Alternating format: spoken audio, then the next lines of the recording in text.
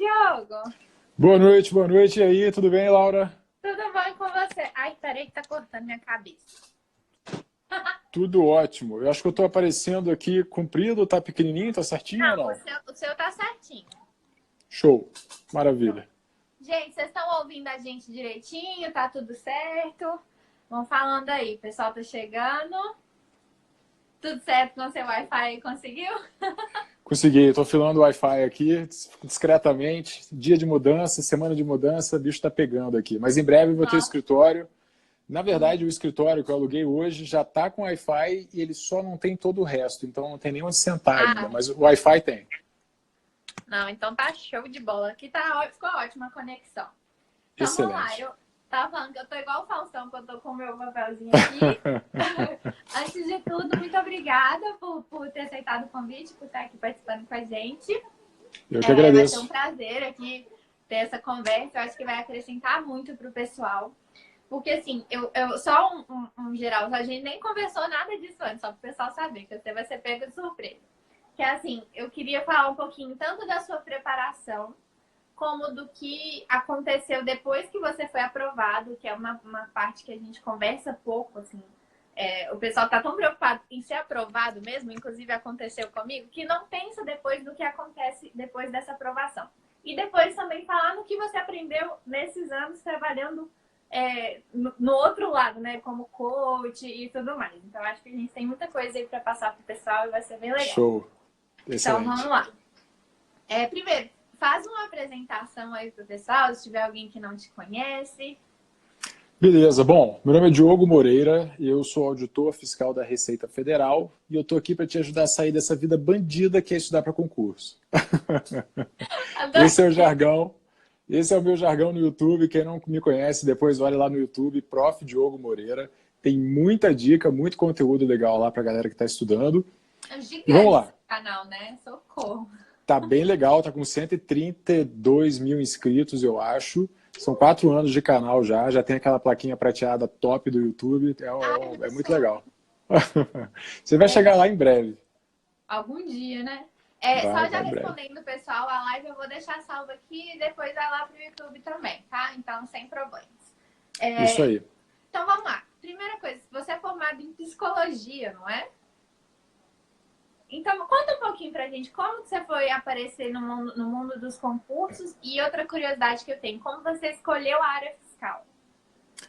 Bom, eu jurava que eu não ia de jeito nenhum virar servidor público. Meu pai e minha mãe são servidores públicos aposentados, não foi um cenário legal, eles não eram realizados profissionalmente. Eu falei, eu não quero isso para mim.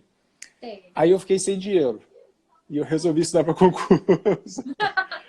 Eu fui trabalhar na corretora de valores, na XP Investimentos, em 2008, e aí o mercado estava naquela crise de 2008, eu falei, não, eu vou pular fora dessa, deixa eu estudar para o concurso, porque o concurso só dependia de mim. Não tinha que fazer uma hora extra para conseguir uma promoção, não tinha que fazer entrevista, não tinha que fazer trainee, dependia do meu esforço. Eu falava, pô, eu vou sentar e eu vou estudar para o concurso. Aí eu larguei o emprego, fui para dentro de casa, fiquei de pijama meses, e eu nunca tinha visto nada de estudo para concurso. E foram 9 meses, do primeiro dia de estudo até o dia da prova objetiva. É um período razoavelmente curto, mas foi muito intenso. Super curto, ainda mais para um cargo tão concorrido, né, como auditor da Receita. Foi em qual ano? Foi 2009. De 2009, né? Não, super concorrido. Eu acho, nossa senhora, 9 meses, gente. Foi um parto. Gente, não liga, tá? Eu fiquei quase 2 anos. Então é isso aí, vocês não ligam, não. Nesse período de 9 meses, você estava por conta dos estudos? Foi, eu larguei o emprego, fiquei por conta dos 24 horas. estudos, 24 horas, mas o legal, aquilo, eu vou entrar em detalhes da minha preparação depois, mas uma coisa que eu acho que fez muita diferença, foi o meu autoconhecimento. Foi eu saber, pô, tá legal essa carga horária, ou então não, tô cansado, vou fazer um cursinho presencial? Vou, comecei fazendo cursinho presencial, eu falei, não, tá tomando muito tempo, eu estou demorando aqui, a aula é lenta, eu devia estar em casa lendo e fazendo questões, vou sair do cursinho presencial. Então foi uma série de decisões bem tomadas, na minha opinião, que permitiram com que eu não perdesse muito tempo naquela época. Isso.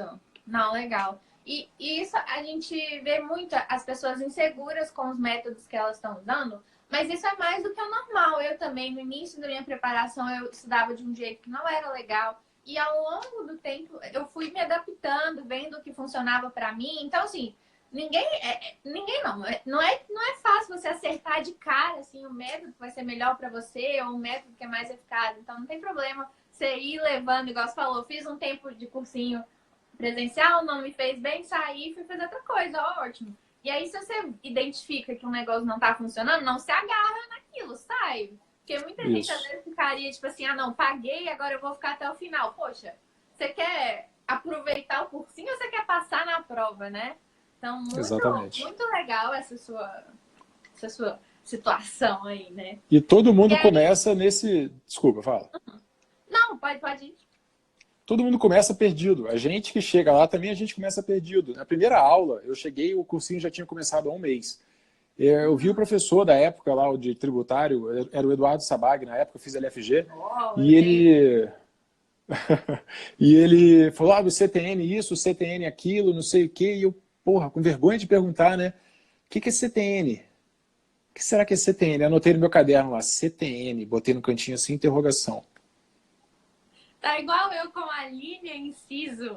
Eu comecei por direito constitucional, aí tá lá o Ricardo Vale. E aí, o inciso tal, não sei o que, não sei o que. Eu falei, ah, meu Deus, inciso, eu já. Porque tem dente ciso, né? E eu ficava, gente, o que será? Ficava pensando, né? Aí depois eu descobri a linha também, essas coisas. E isso é muito legal, depois a gente vê o tanto que a gente evolui, né? Do início Isso. até quando chega lá na frente. Isso é muito legal. Foi, então, a sua prova foi em 2008, 2009, né? Dezembro de 2009. Dezembro de 2009. De lá para cá mudou muita coisa, né? Nesse mundo dos concursos. Você que presenciou, o que você acha? Eu gosto muito de acreditar que não, É? porque eu acho que os fatores preponderantes na preparação bem feita, Hum, eles não mudaram. Eu acho que a tecnologia mudou, você tem mais acesso a sim. questões, você tem mais acesso a materiais, mas em 2009, o cursinho que bombava era o ponto dos concursos. Tinha PDF, todo mundo Ah, conhecia online já, né? online, já tinha cursinho Ah, online, não existia coaching, mas a gente tinha, por exemplo, o PDF, o Manual do Concurseiro, do Alex Meirelles, que ele escreveu em 2007, que foi o hum. que eu li para aprender a estudar, e é a mesma técnica que praticamente todo mundo ensina, de revisões periódicas, de resolução de questões. Isso tudo está na internet desde 2007. Eu estudei usando as mesmas técnicas que eu passo hoje, 10 anos depois. O que mais Então, assim, mudou foi mesmo a tecnologia, né? Que a gente usa. a Igual hoje tem tecnologia... site. Tinha site de questões nessas coisas? Não, Não, né? não. Aí você fazia por livros?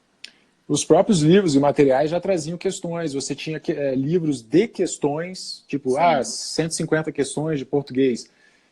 Teve Então, uma época que o meu computador estragou e ele ficou uns 5 meses arrumando, acredite. Aí nossa, eu comprei um livro de 5.000 questões da área fiscal, antes eu descobri que era bom fazer no celular também. Aí eu fiz o livro, achei ótimo também. No máximo, funciona, funciona. funciona. E eu gosto muito de acreditar, não existe uma resposta científica, mas eu gosto muito de acreditar que hoje não está mais difícil do que era antes. Porque hoje a Uhum. gente tem pessoas que precisam ser disciplinadas, precisam usar uma técnica razoavelmente boa, precisam ter perseverança, inteligência emocional, tudo isso sempre foi necessário. Eu acho meio cômodo a gente dizer que hoje é mais difícil, hoje não sei o quê. Aham. Tirando E assim, é muita entrega pessoal. A concorrência, no final das contas, é você contra você.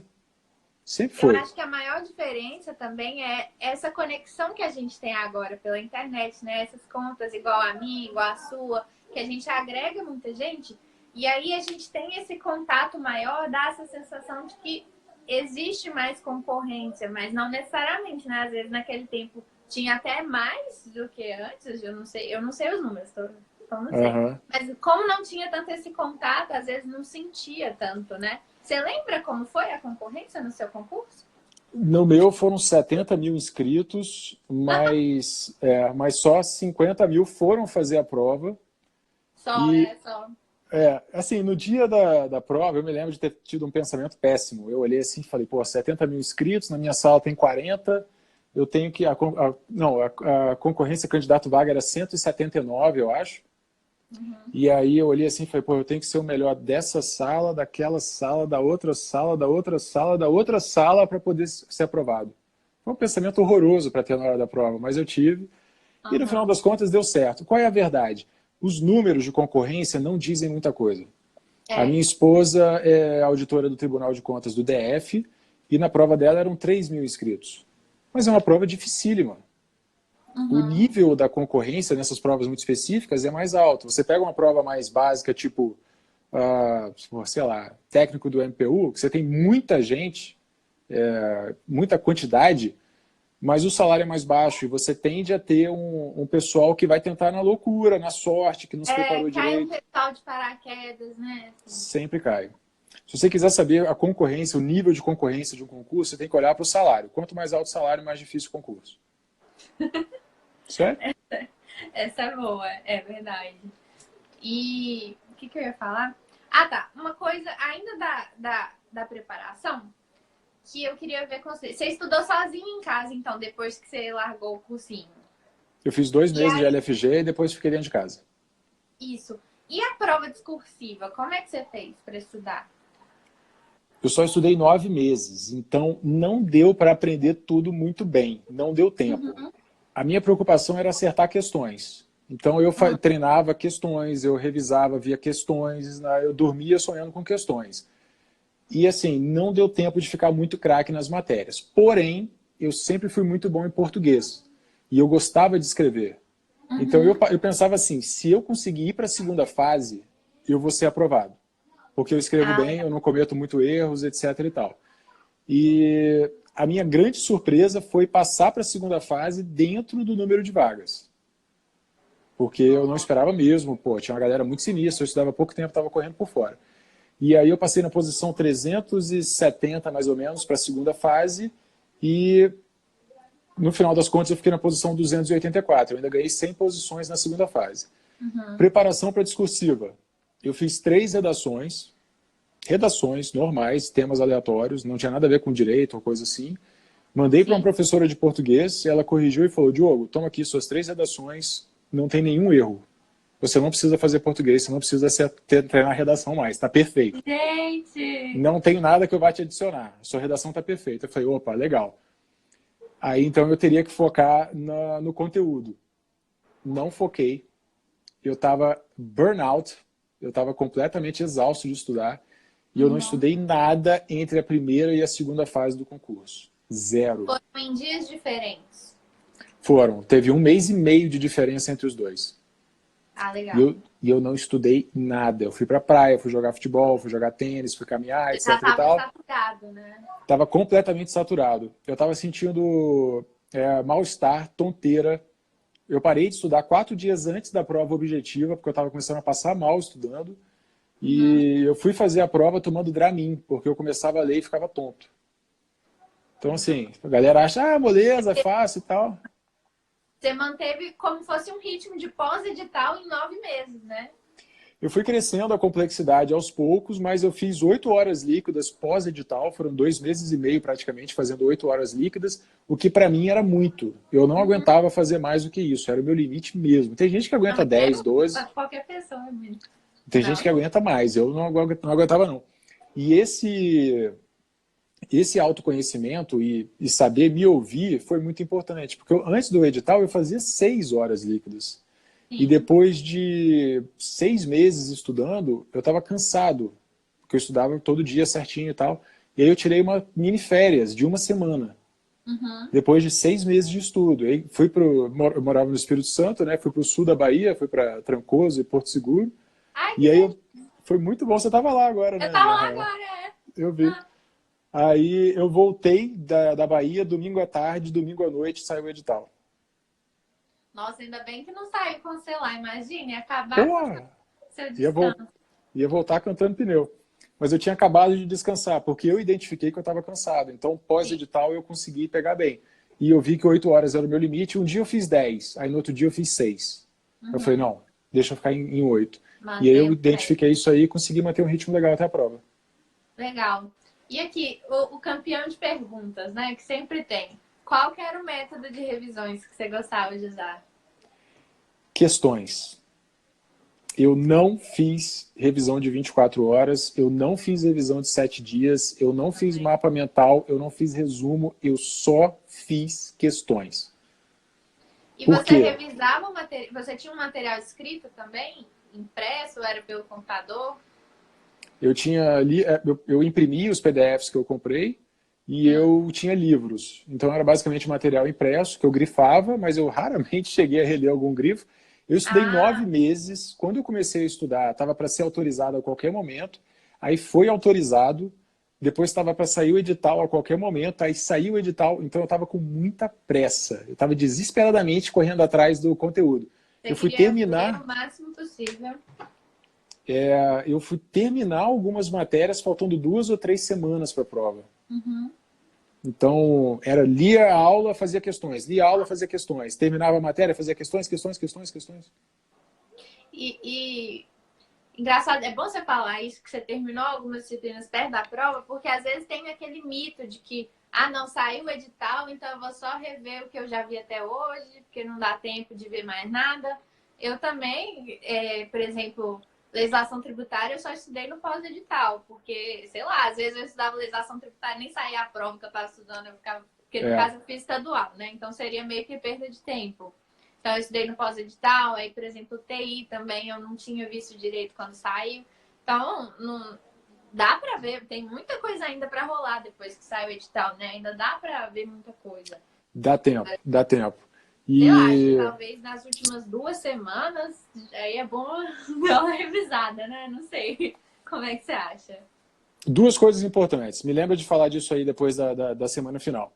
Mas a primeira coisa é planejamento. Eu dividi a minha carga horária cientificamente entre as matérias. Eu peguei, Hum, na época, eu colei uma cartolina atrás da porta do meu quarto.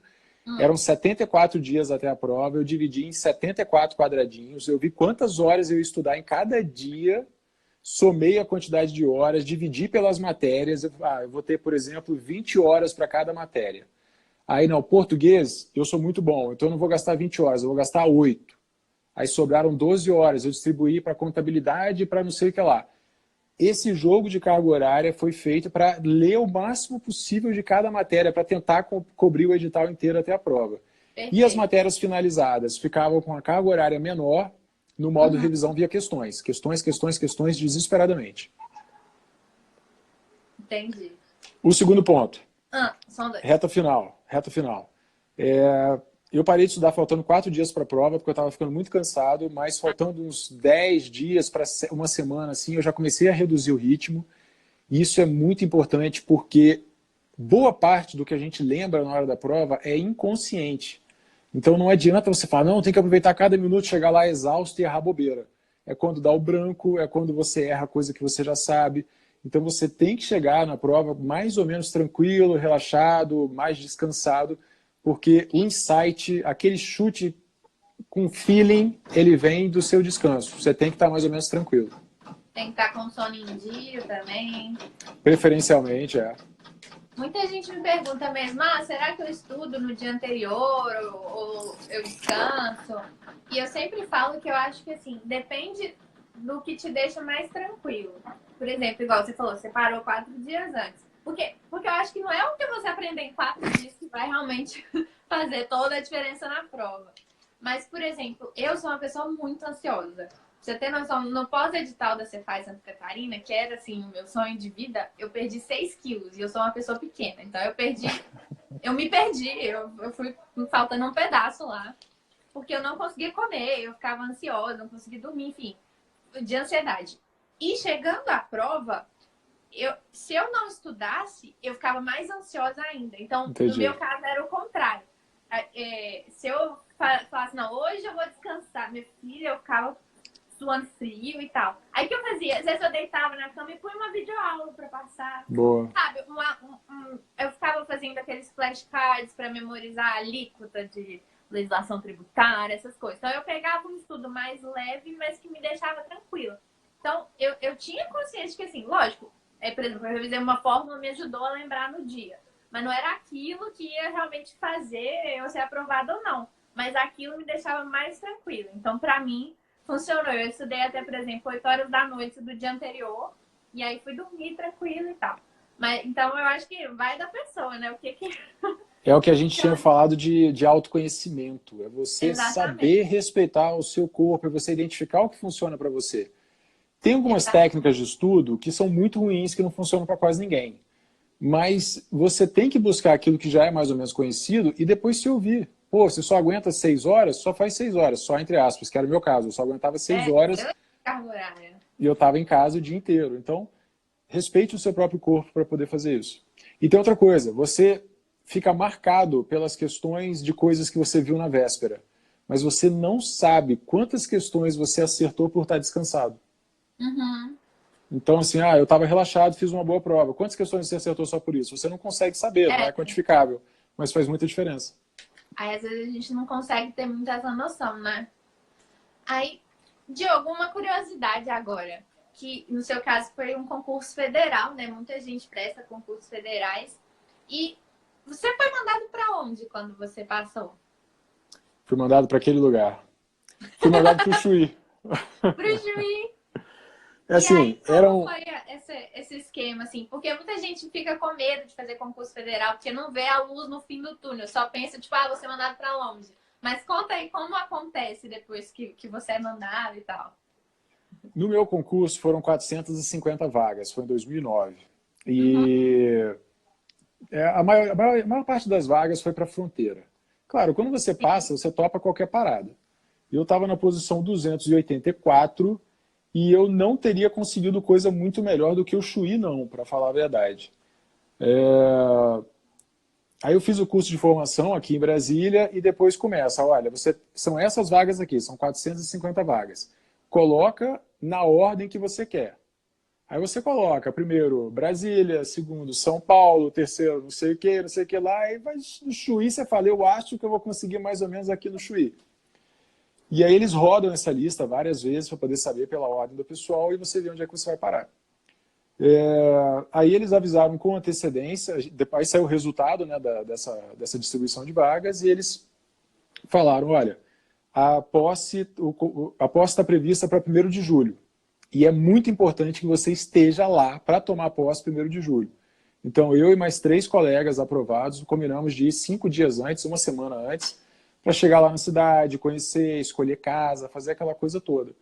E foi muito legal, a gente se encontrou em Porto Alegre e desceu de carro os 4. Tem até foto no meu Facebook, só que é o meu Facebook pessoal. Tem foto de nós 4 dentro do carro descendo para o Chuí. São 7 horas de carro ao sul de Porto Alegre. Nossa Senhora! É muito longe. Se você olhar o mapa do Chuí, ele está para baixo da metade do Uruguai. É muito bizarro. Caraca. E aí você chega lá, vai conhecer a unidade, você ainda não sabe onde é que você vai trabalhar e tal. Aí a gente conversa com todo mundo, conversa com o delegado, né, o inspetor, o chefe daquela unidade, e depois tem várias entrevistas e ele define para onde que cada um vai. Então, tinha sessão de fiscalização e repressão, tinha sessão de analisar despacho. Então, eu escolhi ir para repressão, mas eu não fui, e eu acabei indo fazer despacho de importação.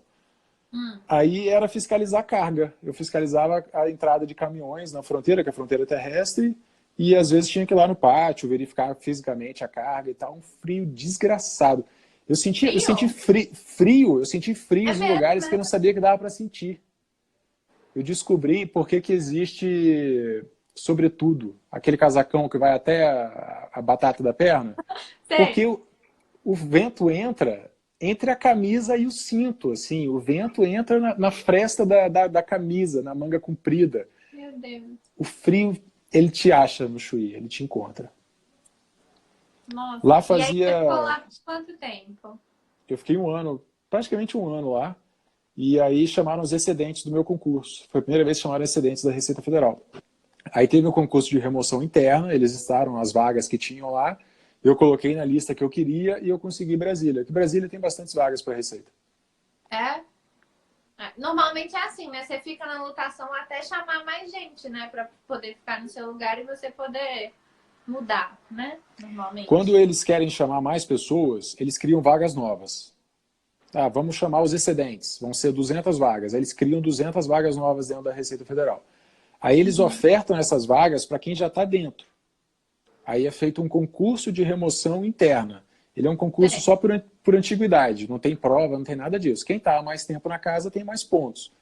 Então, você coloca se você quer mudar e tal, eles mandam, redistribuem a galera dentro da casa e as vagas que sobram são ofertadas para o concurso externo. Por isso que só tem fronteira para a galera que entra depois. Vai todo mundo. Mas eu acho que tá certo, né? O Com pessoal certeza. também quer, né, se mudar. E, então você falou que sua posse foi em julho, né? A prova foi em novembro e a posse foi Dezembro. em julho. A prova foi em dezembro. Primeira fase em dezembro, segunda fase final de janeiro e a posse foi só em julho, 1º de julho. Não, foi super rápido, então. Achei ótimo. Porque, por exemplo, o meu concurso foi homologado em janeiro de Santa Catarina. A gente acha que vai chamar só em janeiro do ano que vem. E é até um ponto que eu queria levantar esse. Porque, igual eu falei, muita gente não pensa muito no que acontece depois da aprovação, né? E é importante a pessoa se programar a eventuais demoras, realmente, que a nomeação pode vir a ter, né? Porque, igual, o prazo final mesmo é 4 anos. Então, a pessoa às vezes passou e já, tipo, desiste de tudo, mas às vezes é bom, às vezes até continuar estudando, às vezes achar algum outro e pode até vir a chamar na frente, né? Se for o caso. Mas não chuta o balde, não, porque você pode ter que buscar ele depois. Que pode demorar. Por exemplo, Goiás também, que foi homologado em janeiro. Lá a perspectiva ainda é tipo, não sabemos quando haverá nomeação, né? Nem em janeiro, porque Santa Catarina já é uma movimentação para nomeação e tal, já é um desejo político também, mas Goiás não tanto. Então, a gente tem que se preparar para isso também, né? É importante ter essa consciência de que não é algo tão imediato, né? Como foi. Aí, voltando um pouquinho pro seu estudo mesmo, o método, a gente esqueceu, a gente não falou de lei seca. Como você colocava a lei seca no seu estudo? Quase nada. Eu quase não vi, quase nada. Como eu falei, a minha preocupação inicial era terminar os conteúdos, terminar as teorias. Então, se eu fizesse muita revisão, me atrasava. Se eu ficasse lendo lei seca, revisando via lei seca, me atrasava também no avanço na teoria. Então, eu falei, cara, eu vou ler teoria, vou fazer questões, vou ler teoria, vou fazer questões, vou tocar o barco dessa forma. Então, eu não cheguei nem a encaixar muito a leitura da lei seca. Mas a verdade é, os principais tópicos da lei, você vê e revê várias vezes no material teórico e também na resolução de questões. Então, você acaba pegando. Eu recomendo, como coach, etc. e tal, eu falo para os meus alunos para deixar para ler a lei seca depois, quando já tiver alguma noção da matéria, porque a lei seca ela é chata, não é gostosa de ler e não faz muito sentido. Algumas coisas são meio abstratas. Mas se você já tem uma noção da matéria, você consegue fazer associações entre os temas melhor e aí ela fica mais palatável. Eu já vi você falando isso também nos seus stories aí no Instagram. Sim, eu acho muito isso também. Eu acho bom você ver a doutrina, né, normal, aí ainda resolver algumas questões para depois ir na lei, que aí eu acho que você tem um proveito melhor daquilo, porque tem lei que é difícil de entender, né, pouquíssimo didático e tal, e aí você já tendo esse contato mais próximo com a lei, fica bem mais fácil de estudar, né, também acho. Você hoje, como coach, né, super top aí, se você fosse conversar com você no seu primeiro dia de estudo lá, que dica que você daria para você mesmo? Ai, Pode ser mais de uma, tá? Pode ser mais de uma. Acabou que eu estudei de uma forma que eu considero bastante correta durante a minha preparação. O que aconteceu foi que eu demorei a estudar da forma certa. Então, hoje eu daria mais preferência a não fazer o cursinho presencial. Eu me daria tranquilidade para, no começo, não entender os direitos, não saber o que é discricionário, o que é vinculado, e ficar tranquilo com relação a isso, porque no começo é assim mesmo. E acaba que uma coisa até que eu digo muito para os meus alunos é, no começo, lê tranquilo, vai avançando nas matérias e tal, sem tentar pegar todos os detalhes desde o início desesperadamente, porque não funciona assim, você não vai conseguir. Vai levando com calma. Essa calma eu tive, mas foram 2 meses assistindo cursinho presencial, eu comecei com 2 matérias só, depois que eu fui aprender que tinha que estudar umas 4, 5 ou 6 matérias ao mesmo tempo. Então, eu teria perdido menos tempo. Talvez eu tivesse chegado até num nível melhor na prova se eu tivesse encurtado a trajetória nesse sentido.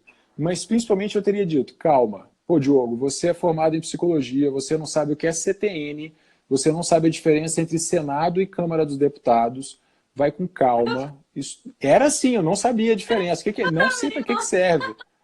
Eu não Não. entendia nem muito assim notícia de jornal, eu não falo, não Isso, sabia o que isso. era o quê. Então eu falaria para mim mesmo para eu ter calma e seguir tranquilo. E é o que eu falo para os meus alunos. Cara, você está na aula 0, aula 1 de direito administrativo. Tá difícil?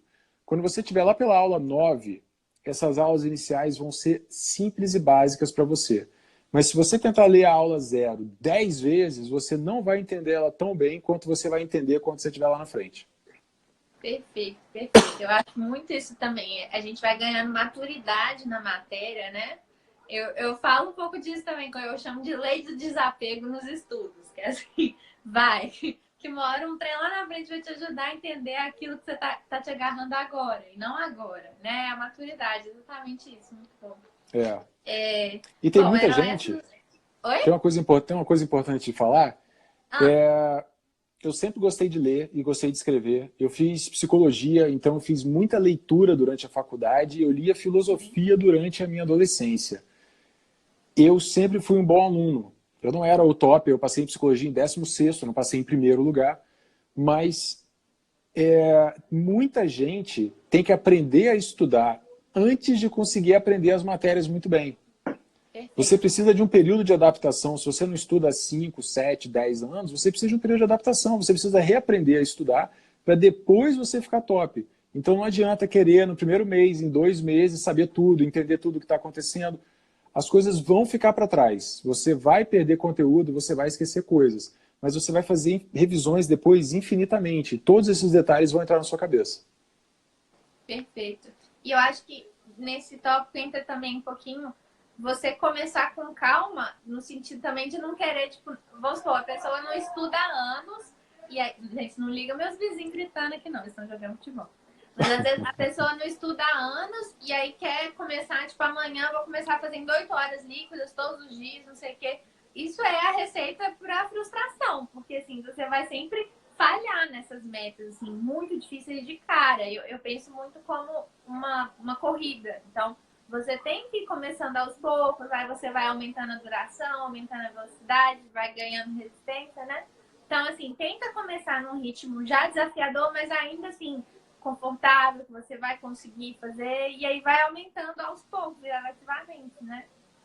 É uma maratona física e mental. Você tem que começar com uma carga horária menor, porque você não vai aguentar fazer muito logo de cara, ou pelo menos não vai aguentar durante muitos dias seguidos. Sim, E a sensação da meta cumprida é muito importante. muito. Não interessa direito quantas páginas você está lendo, não interessa quantas questões você acertou na primeira semana, interessa você aguentar ficar sentado e cumprir a sua meta, dar o check no seu ciclo de estudos. Porque isso motiva. Aí amanhã você vai querer fazer 10 minutos a mais, e daqui a uma semana você vai querer aumentar em meia hora. Vai aumentando, vai tendo essa sensação de progresso, de evolução. Não tenta fazer desde o início, porque um dia que você tinha se proposto a estudar 5 horas e só aguenta 4 horas e 15, você fica frustrado, você se sente mal. Aí você acha que Exatamente. tem que compensar no dia seguinte, aí vira uma bola de neve. Faz 4 horas hoje, 4 horas e 15 semana que vem, por aí vai. Exatamente, muito bom. Bom, eram essas as perguntas que eu tinha, que eu queria conversar com. Eu não sei que horas são, porque o Instagram corta a gente quando chega. 8 e 5, aparece para mim aqui, 8 e 5. Vai, pra mim não, que engraçado. Mas, bom, era isso que eu queria conversar, mas aí você me conta se você tem algum recado que você queira dar também. Ah, uma coisa antes disso.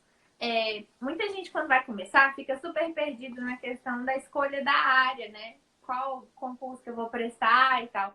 E eu não tive tanto muito isso. Foi mais, assim, sorte mesmo, porque um amigo do meu pai é auditor fiscal e ele que veio me pôr a ideia na cabeça de fazer concurso e tal. Então, assim, no início eu fiquei meio. Quando eu comecei. Ah, não. Antes, uma prima minha mandou fazer a BIM. Tipo assim, aí eu olhei a BIM e falei. E aí ele veio com esse trem de auditor fiscal e aí ficou muito na minha cabeça. Mas eu vejo muita gente, às vezes, migrando de uma área para outra ou pesquisando, não sabe como começar. Você tem alguma orientação que você dá para os seus alunos, assim, de como escolher uma área? Ou, não sei. Não é fácil, não. Para quem está começando, é tudo meio nebuloso. Eu mesmo só conhecia a Receita Federal quando eu resolvi estudar para concurso. Eu foquei nela porque era só o que eu conhecia, era o mais famoso e tal. Mas realmente existem muitas áreas e é importante você começar com uma área definida, que seja a Receita Federal, para você ir pegando as matérias mais básicas, ficar mais por dentro de como funciona o ciclo de estudos, revisões periódicas, e você pegar, sei lá, direito constitucional, administrativo e tal, você tem um núcleo de matérias que servem para diversos concursos, ok. Mas para você conhecer todas as áreas e saber tudo o que é possível, demora um tempinho, você vai ter que ficar mais entrosado com o mundo dos concursos. Eu falo um pouco sobre isso no meu site, então quem quiser, tiver perdido, quiser entrar lá depois, é profdiogomoreira.com.br. Lá eu falo um pouco das áreas, como escolher as áreas e tudo mais, mas realmente são muitas áreas. Se você está começando agora, focado em Receita Federal, porque é a única que você conhece, tudo quanto é tipo de área tem o seu concurso e, assim, cada área tem um núcleo de matérias semelhantes, então você vai conseguir estudar para uma área sem escolher exatamente um concurso específico, e você vai ver que dá para migrar até de uma área para outra, dependendo e tal. Mas a coisa é paradoxal. Eu queria chamar a atenção para uma coisa que é muito perigosa. Pular de edital em edital é muito perigoso. A coisa é paradoxal. Você só vai conseguir tentar várias provas se você ficar muito tempo focado em uma prova. Perfeito. Tem que ter um foco para você chegar ao final de várias matérias, concluir muitas das matérias principais, e aí depois você consegue, no pós-edital, pegar 2, 3 matérias e fazer um outro concurso. Mas de início, se você não ficar em uma prova só durante muito tempo, você não se especializa, você não cresce. Exatamente. Essa base, né? Muito legal isso que você falou.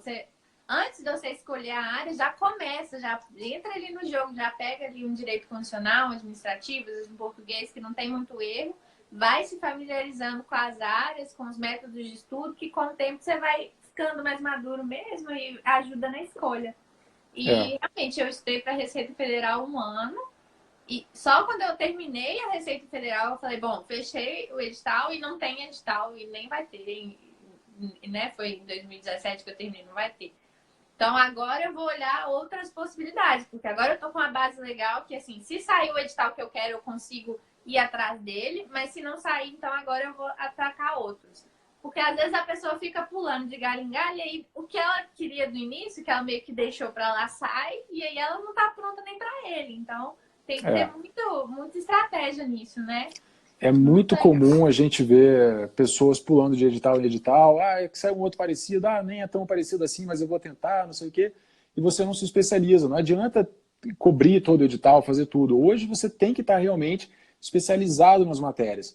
Saiu um edital, se você ainda estiver lendo português, constitucional e administrativo, você não está pronto para fazer essa prova. São 3 matérias básicas com as quais você não deveria estar gastando tempo quando sai o edital. Pós-edital, você tem que correr atrás das específicas. Então, se você não tiver com pelo menos 60%, 70% das matérias finalizadas quando sai o edital, talvez seja muito cedo. Perfeito. Então, Diogo, você quer dar mais alguma mensagem para o pessoal? Falar algum tópico que você acha importante? Eu acho que basicamente é isso. Hoje, uma coisa que eu queria chamar a atenção, e pode até parecer meio paradoxal e tal, é cuidado com a perda de tempo no seu dia a dia. Se você for muito organizado com os seus horários, com a sua rotina, com as coisas que você faz, você consegue extrair minutos ou horas preciosas do seu dia para estudar. E hoje um dos principais inimigos do concurseiro é a mídia social. É onde a gente está aqui agora. Diogo, você é um hipócrita, você tem 130 mil inscritos no YouTube e manda a gente sair das redes sociais. Mando, porque atrapalha muita gente. Então, acompanha uma coisa ou outra, acompanha uma ou duas pessoas. Tem que ser muito seletivo, né? Seja seletivo. Você confia no Diogo, você confia na Laura, segue essas 2 ou mais algumas pessoas só e e vai estudar. Cuidado para não virar um concurseiro Netflix que acha que em cada em cada apresentação, em cada live, vai ter uma coisa mirabolante que vai ser a fórmula do seu sucesso. A fórmula do sucesso é disciplina, é dedicação. Então, tenha o seu momento de lazer, tenha o seu momento de descanso, veja o seu Instagram na hora vaga que você não vai estudar mesmo, mas cuidado para não perder tempo com isso. Eu digo isso porque eu fui radical. Quando eu comecei a estudar, eu tirei o computador do meu quarto, eu tirei o rádio do meu quarto, eu passei a imprimir os PDFs, porque mesmo desligando o roteador, eu ainda lembrava da internet, lembrava de dar uma olhada nas notícias, não sei o quê. Então eu tirei do meu quarto o computador completamente, eu fui radical. E naquela época nem existia Facebook ainda, não existia, era Orkut naquela época, mas não tinha no celular, não tinha essa coisa toda, e eu já me livrei daquilo. Hoje eu faria o mesmo. Então, recomendo, pega o seu celular, deixa lá na sala o dia inteiro e olha o Instagram à noite para poder ver a live da Laura. Exatamente. Isso do tempo eu acho muito, muito importante, porque eu acho que o tempo é o ativo mais importante que o concurseiro tem, porque a gente tem que usar o máximo dele, aprender o máximo e ainda tentar passar na frente dos concorrentes, porque querendo ou não é uma corrida por uma mesma vaga, né? Eu até fiz um vídeo no meu YouTube também com dicas sobre como utilizar melhor o tempo, que são várias estratégias que eu usei, principalmente na época que eu estava trabalhando no pós-edital. Então, foi quando eu vi o quão essencial era eu usar ao máximo aquelas horas que eu tinha ali sobrando num lugar ou no outro. E às vezes a gente não se conhece, não vê para onde vão essas horas, né? Tudo se perde muito rápido. Às vezes a gente acha que estudou o dia inteiro, quando olha deu 6 horas líquidas, mas era para, tipo, o dia tinha 24 horas, o que aconteceu, né? Então é legal se conhecer e ver pontos de melhora, né? Ver como é que faz e tal. Inclusive, pensando já nisso, né? No concurseiro que não pode ficar gastando muito tempo, por exemplo, eu ponho todos os conteúdos do meu YouTube em podcast também. Então, se ele quiser escutar no ônibus, indo para o trabalho, no carro ou na academia, ele pode escutar, ele não tem que parar para me assistir, se ele não quiser gastar esse tempo. Então, eu tento ajudar um pouquinho nisso também, porque realmente é complicado, né? Tem que aproveitar cada minuto. A principal coisa que o concurseiro tem é tempo. É o seu principal ativo, você não pode desperdiçar de jeito nenhum. Exatamente, perfeito. Diogo arrasou. Show, obrigado. Muito obrigada pela participação, por topar estar aqui de novo. Foi um prazer te ter aqui. Volte mais vezes, o pessoal adorou. Eu vejo que às vezes os comentários do meu negócio fica tampando. Mas eu já vi que o pessoal adorou e vai ser sempre um prazer te ter aqui. Foi muito legal. Vamos fazer uma outra live depois para o YouTube. E é isso, para quem não me conhece, Prof. Diogo Moreira. Tá no YouTube, tá no Instagram, no Facebook, todos os lugares. Enfim, é um prazer ajudar vocês. Muito tempo aí, são 4 anos já criando conteúdo pra galera que tá querendo sair dessa vida bandida. Vida bandida.